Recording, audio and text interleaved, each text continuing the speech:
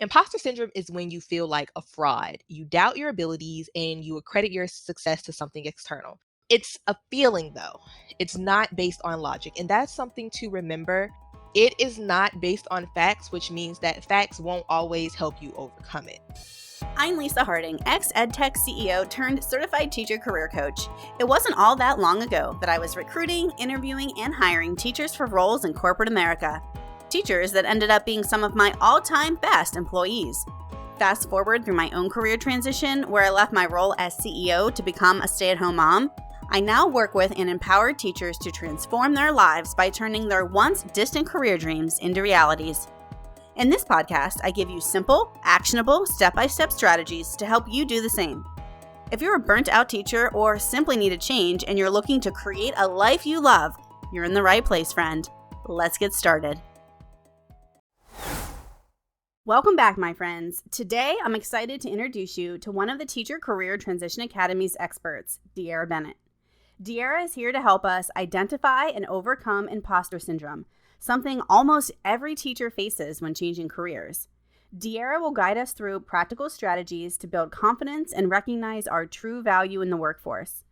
This is part 1 of a 3-part series, so make sure you check out our channel for parts 2 and 3.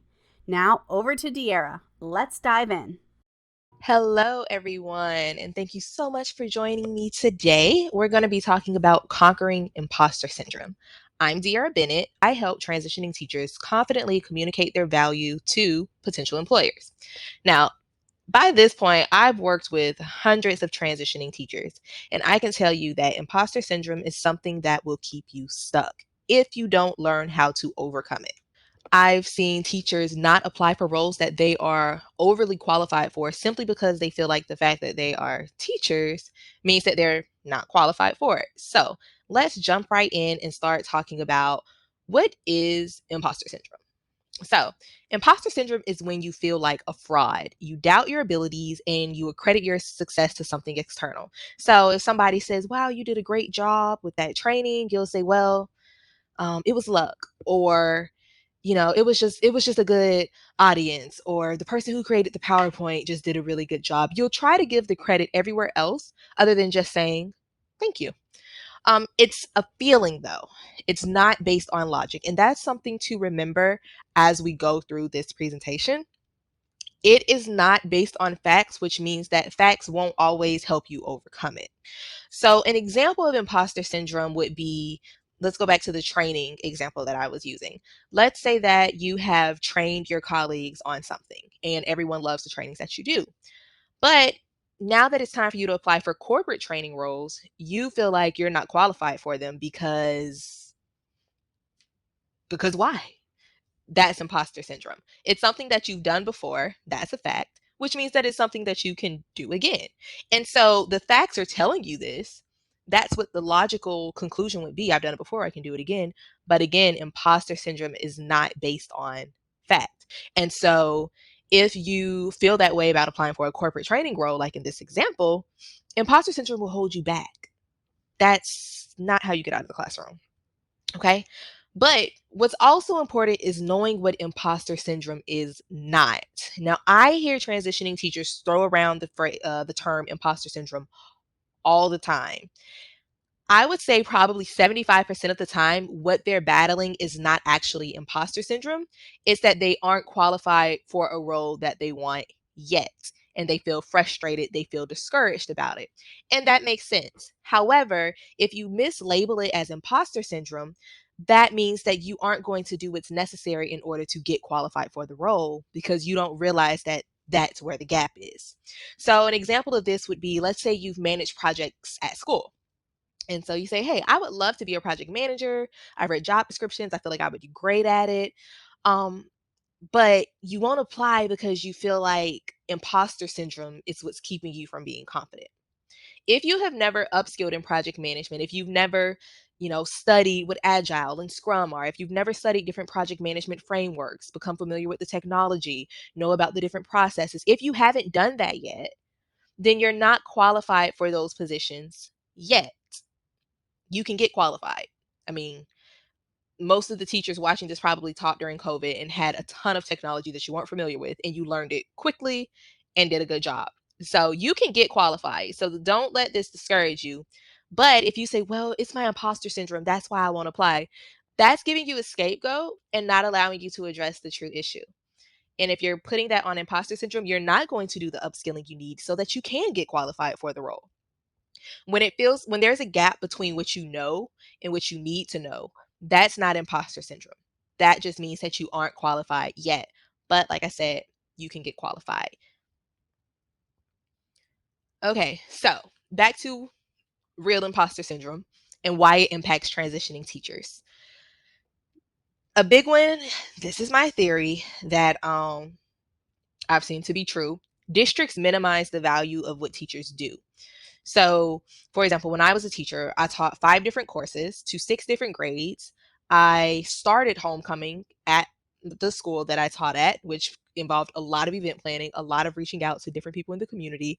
It involved fundraising, it involved marketing, it involved just a whole lot of communication and project management, and it involved a lot of different things. I also was the advisor for 2 student organizations and went on field trips. So I did a lot of things. I only got paid to be a teacher. I didn't get paid to do any of those other things. And so, because districts don't pay you to do all of the things that you do, it tends to cause teachers to think that their value is less than it actually is, and that they're qualified for less than what you're actually qualified for.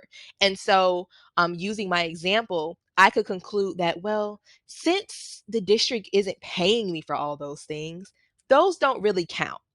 Those aren't really that important. That's that imposter syndrome trying to discredit um, accomplishments. Those things don't really count. I'm not going to put those on my resume because that has nothing to do with teaching. I was only paid to teach. Because these districts minimize what you do, it makes it seem like, oh, this is what all teachers do. It's an expectation. You don't realize how powerful your experience is, and you don't realize how much experience you have. And so if you did, they would have to pay you more. So of course they're not going to let you know. But that can cause imposter syndrome because you don't feel like you are qualified to do other things because your district made you feel like what you were doing wasn't special. It's just normal teacher stuff that everyone does.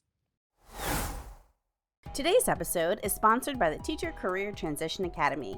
Are you eager to explore new possibilities but find yourself unsure of where to start? Look no further than our Teacher Career Directory. Available for free, this comprehensive resource features over 200 careers tailored for transitioning teachers. Dive into detailed insights including average U.S. salary ranges, occupational outlooks, and even a personalized skills and interests inventory. Download now at teachercareertransitionacademy.com/directory. I'll also drop the link in the show notes of this episode. So don't miss out and claim your free directory today at teachercareertransitionacademy.com/directory. Another reason is that the education world doesn't mimic the corporate world.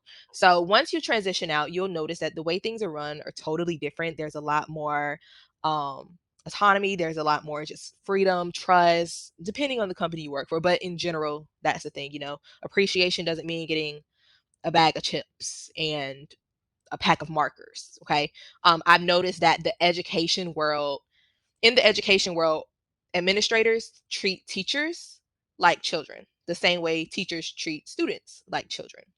Like I said with the example of a bag of chips and markers, that is not an appreciation gift for a grown adult, but that is how it is presented in the school system. And so because the education world and corporate world are so different, you might feel intimidated by that, and you might feel like you're not prepared to be in a different kind of environment, especially if you're someone who, went to school your whole life and then you went to college for education and then you became a teacher, because you literally don't know anything else outside of the education world. And so that's intimidating. But just because it's intimidating doesn't mean that you're not capable. And that's something that you have to remember. But that is a reason why imposter syndrome can impact transitioning teachers, because of feeling unprepared to work outside of the school system.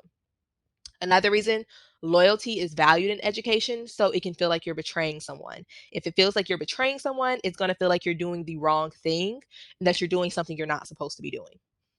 That's being an imposter. You always hear about these teachers, and you might be one of them, that stayed at the same school for 13 years. They've been a teacher for 23 years, all of these kinds of things. In education, that's a point of pride. But when it's time to transition, it can feel like, oh my gosh, I did this for all of these years. People are going to think, I'm a one trick pony. And so that loyalty being valued in education but not as valued outside of education, that can cause teachers to start questioning themselves as well. And when you feel like you're betraying people, I moderate a Facebook group that has, as of today, over 16,000 transitioning teachers in it. And so many of them talk about teacher guilt, this guilt that they feel because they are leaving the education system. They feel like the world looks at them like they're abandoning the kids, and this was their calling, their passion, all of these other things. When you place that much, being a teacher is important, but when you place that much emphasis on it, of course you're going to feel like you're doing something wrong. Of course, if you feel like you're doing something wrong by leaving, you're going to feel like you're an imposter doing whatever else you do that's not teaching. That's how you're going to feel, because you're putting this pressure on yourself, or society might be putting this pressure on you, which was the next one, to make it seem like, wow, I was doing something so great, so meaningful. If I do anything else, I'm not being true to myself, because I always wanted to be a teacher, because I'm passionate about teaching. And that makes sense, and that may be true. But that's why I have this point down here. Teaching is a job.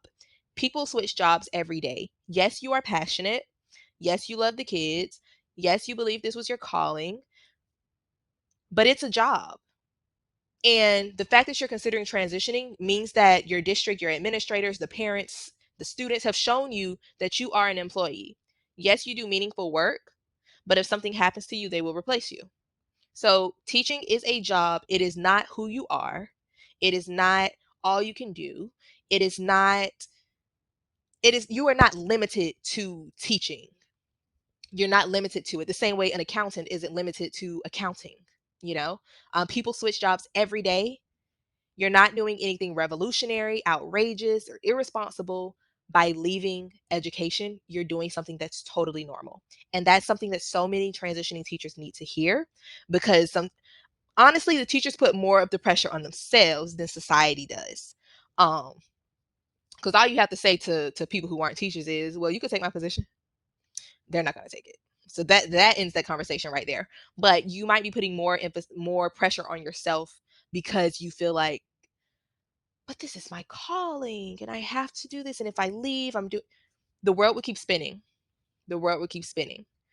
Teaching is important, but you have to keep it in perspective. Once you put it in perspective, you can move forward mentally and know that you are not being an imposter by doing something other than what you thought you would be doing for the rest of your life. Well, friends, that wraps up part 1 of this coaching session. But there's a lot more valuable information coming your way in part 2 that you don't want to miss. So check out our channel for part 2. And remember, friends, the journey is just the beginning. Embrace the adventure.